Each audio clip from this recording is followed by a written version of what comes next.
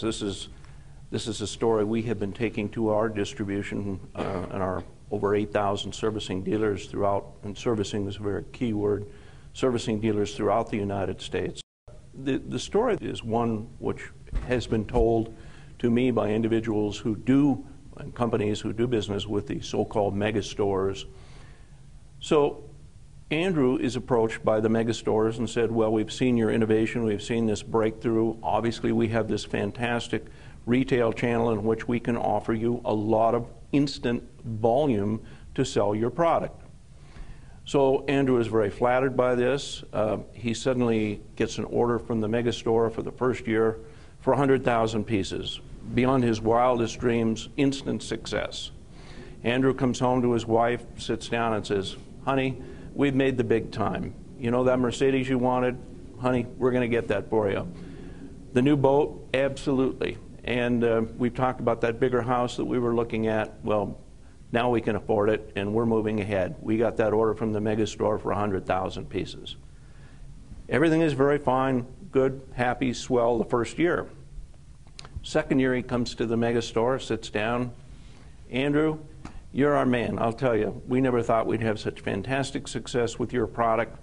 And this year, we completely sold out last year. We need 300,000 pieces of your new invention. And boy, it's been a great partnership working with you, and we just look forward to great things in the future. Andrew goes home. He's just ecstatic, gets off the plane, sits down and says, honey, to make 300,000 pieces, stepping up that dramatically, we're going to have to hire more people. We're going to have to invest in infrastructure and new machinery. We're probably going to need a bigger building down at the company, but boy, we've got a real deal going here. We're on a roll. Year 3, Andrew goes to the buying show, sits down with the mega store. You know, Andrew, you've been really a good partner for us, and we like you, and your product has done very well, and of course we've had these fantastic increases in sales, but we've had another opportunity presented to us that is essentially the same product that's been offered to us by a representative who has a company out of China. And you know, that product is being offered to us for half the price that you are currently selling to us. Now, what does Andrew do at that point?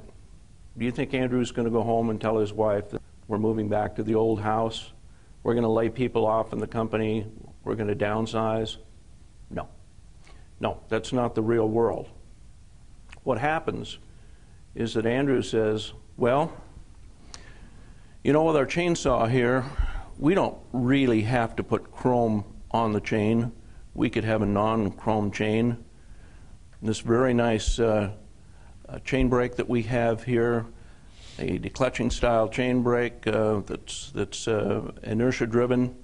It doesn't have to be that technically sound. We could just put a band around the clutch. It doesn't work quite as well, but it kind of does the same thing.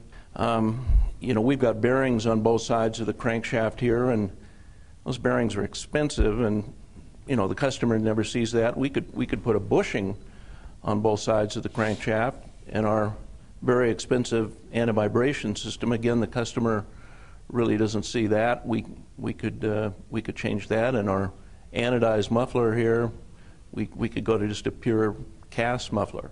So what have we done? We've taken cost out of the product. We've cheapened the product to meet a price. Now, granted, maybe the first year and the second year, Andrew's managed to retain the business. He's kept the business with the mega store.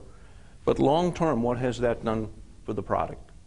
You've cheapened the product, and ultimately you erode the brand, because the product that the customer thought that they were buying, that was a quality product, that had an excellent reputation in the market, isn't really what it was at the inception. It's now been, unfortunately, commoditized. So there you go.